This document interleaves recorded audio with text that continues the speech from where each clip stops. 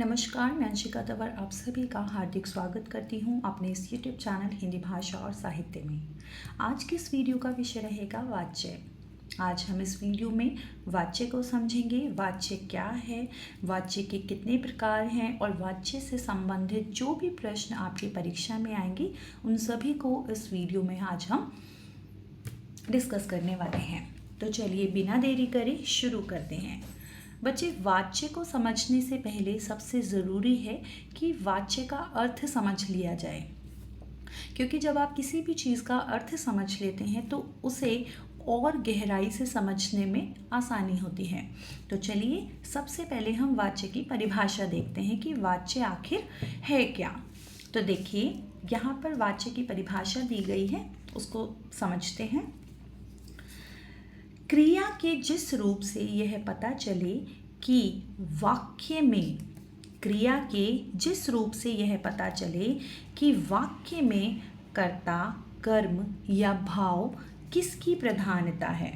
यहाँ पे क्या कहा गया है, यानी कि क्रिया के जिस रूप से हमें यह पता चलेगा कि जो वाक्य है उसके अंदर किसकी प्रधानता है। अगर कर्ता की प्रधानता है तो कर्ता प्रधान होगा, कर्म की प्रधानता है तो कर्म प्रधान होगा, और अगर भाव की प्रधानता है तो भाव प्रधान होगा।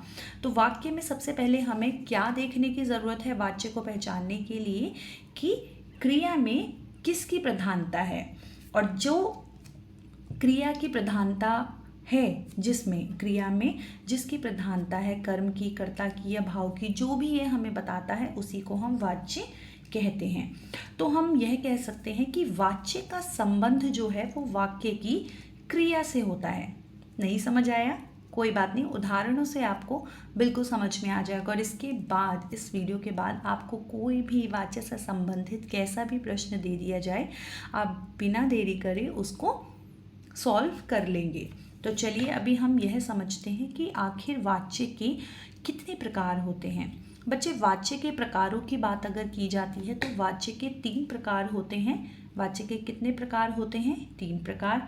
ये हमें यहीं से पता चल जाएगा। देखिए, जैसे यहाँ पे बोला है कि क्रिया के जिस रूप से यह पता चले कि वाक्य में कितनी चीज़ें बोली गई हैं। 3 चीज़ें बोली गई हैं, कर्ता, कर्म और भाव। ये 3 चीज़ें ही प्रधान है ना, तो वाच्य के 3 ही प्रकार होते हैं। कर्ता, जिस वाक्य में कर्ता की प्रधानता होगी वो कर्तृवाच्य होगा।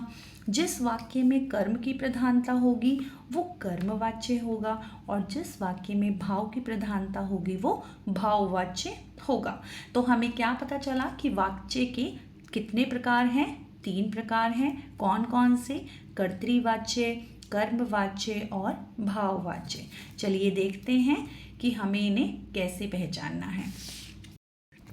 वाच्य के कितने प्रकार बताए हैं? 3 प्रकार, कर्तृवाच्य, कर्मवाच्य और भाववाच्य। तो सबसे पहले हम कर्तृवाच्य को समझते हैं कि कर्तृवाच्य क्या है। अभी हमने परिभाषा में देखा कि जिस क्रिया के जिस रूप से कर्ता के बारे में पता चले, यानी कि जिस क्रिया में कर्ता की प्रधानता हो, वहाँ पर, यानी कि वाक्य में अगर कर्ता की प्रधानता है, कर्ता जो है वो प्रधान है, तो वहाँ पे कर्तृवाच्य होगा। अगर वाक्य में अगर आप देख रहे हैं कि कर्म की प्रधानता दिखाई गई है तो वहाँ पे कर्मवाच्य होगा। और अगर वाक्य में भाव की प्रधानता है तो वहाँ पर कौन सा वाच्य होगा? भाववाच्य होगा। अब आप पहचानेंगे कैसे कि ये कर्मवाच्य है, कर्तृवाच्य है या फिर भाववाच्य है? तो सबसे पहले हम ये समझने के लिए मैं आपको यहाँ पे ट्रिक दे रही हूँ। ट्रिक बोलिए या फिर कीवर्ड्स बोलिए। देखिए, कर्तृवाच्य को सबसे पहले समझते हैं। किसी भी वाक्य में आपने क्या देखना है कि पहली चीज़ तो उसके अंदर कर्ता होगा। कर्तृवाच्य है तो कर्ता होगा, क्योंकि वहाँ पर कर्ता की प्रधानता है। कर्ता होगा प्लस क्या होगा? ने कारक चिन्ह होगा। कौन सा कारक चिन्ह होगा? ने। अगर आपको किसी भी वाक्य में कर्ता नज़र आ जाए प्लस ने कारक चिन्ह नज़र आ जाए, या फिर कोई भी कारक चिन्ह ना हो, कारक चिन्ह कोई भी ना हो, यानी कि शून्य कारक चिन्ह, शून्य यानी कि कोई भी कारक चिन्ह ना हो, वहाँ पर कौन सा वाक्य होगा? कौन सा वाच्य होगा? कर्तृवाच्य। उदाहरणों की मदद से हम इन्हें समझेंगे। देखिए, किसान ने खेत जोता। अब किसान क्या है? खेत कौन जोत रहा है? किसान जोत रहा है।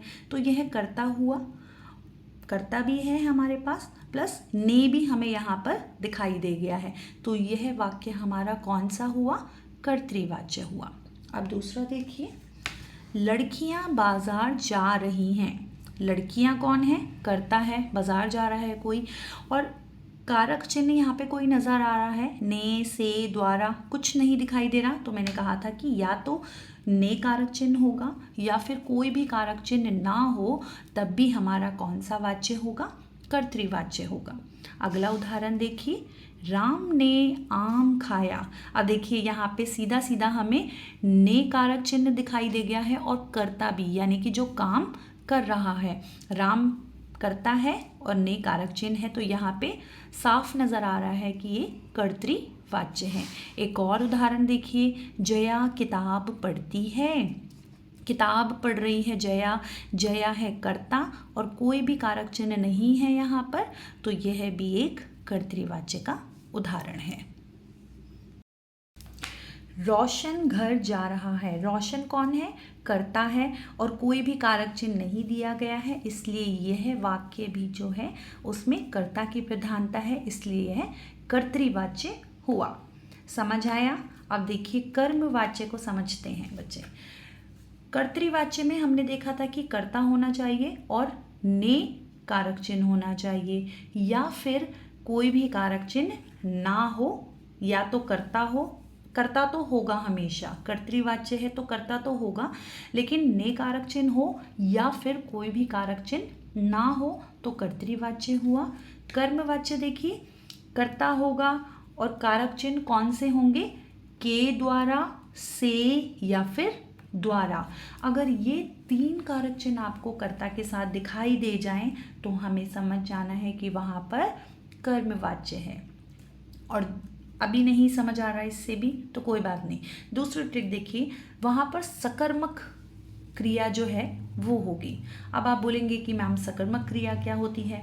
सकर्मक, सकर्मक, स यानी कि कर्म के साथ, यानी कि ऐसा वाक्य जिसमें कर्म की प्रधानता हो, जहाँ पर कर्म हो, कर्म यानी कि कोई भी काम, ऑब्जेक्ट होना चाहिए वहाँ पे, एक निर्जीव वस्तु हो, या फिर क्या का उत्तर अगर आपको मिल जाए, सकर्मक क्रिया में क्या का उत्तर मिलता है, जैसे कि राम रिक्शा चला रहा है। राम क्या चला रहा है? रिक्शा चला रहा है।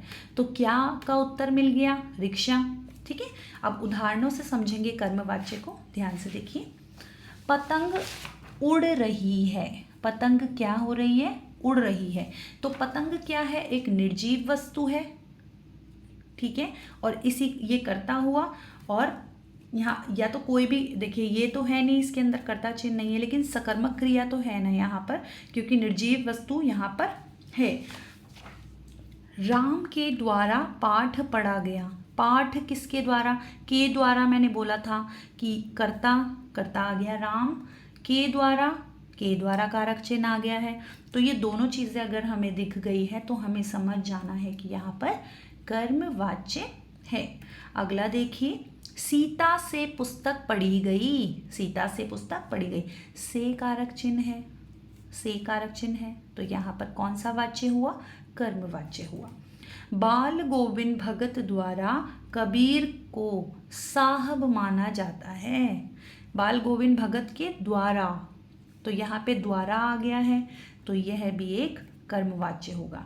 यानी कि जिस भी वाक्य में अगर आपको के द्वारा, से द्वारा ये कारक चिन्ह नज़र आ जाए ना बच्चे, या फिर सकर्मक क्रिया हो, या फिर कोई भी ऑब्जेक्ट अगर उसके अंदर निर्जीव वस्तु दी गई होगी, तो वहाँ पे आपको समझ जाना है कि कर्मवाच्य है। और उदाहरण देखिए, उसके द्वारा नेपाली भाषा सीखी गई। द्वारा आ गया। सड़क बन रही है, सड़क क्या है? निर्जीव है, ठीक है, तो यह भी एक कर्मवाच्य हुआ, क्योंकि ये इन सभी वाक्यों में कर्म की प्रधानता है, कुछ काम हो रहा है, कर्म की प्रधानता है। अगला देखिए बच्चे, भाववाच्य।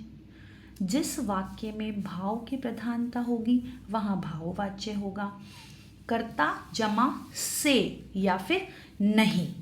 अगर आपको कहीं भी नहीं दिखाई दे जाए या फिर कर्ता से दिखाई दे जाए, कर्ता के साथ से दिखाई दे जाए, अब आप बोलेंगे मैम से तो यहाँ पर भी था, कर्मवाच्य में भी था, लेकिन नहीं था बच्चे, यहाँ पे नहीं दिखाई देगा। और दूसरी चीज़ है कि भाववाच्य जहाँ पर भी होगा ना वहाँ पर अकर्मक क्रिया होगी, यानी कि कर्म नहीं होगा वहाँ पर।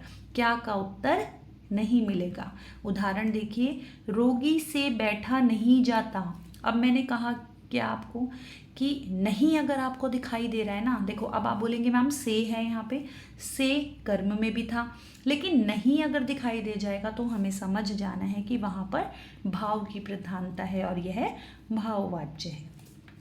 मुझसे बैठा नहीं जाता, यानी कि जो भी नेगेटिव वर्ड्स अगर आपको दिखाई दे रहे हैं, नेगेटिव वर्ड अगर आपको किसी भी वाक्य में नजर आ रहा है, नहीं, ना, तो वह कौन सा वाक्य होगा, भाववाच्य होगा। दूसरा देखिए, बालक से पढ़ा नहीं जाता, इसमें भी नहीं है तो यह भाववाच्य हुआ।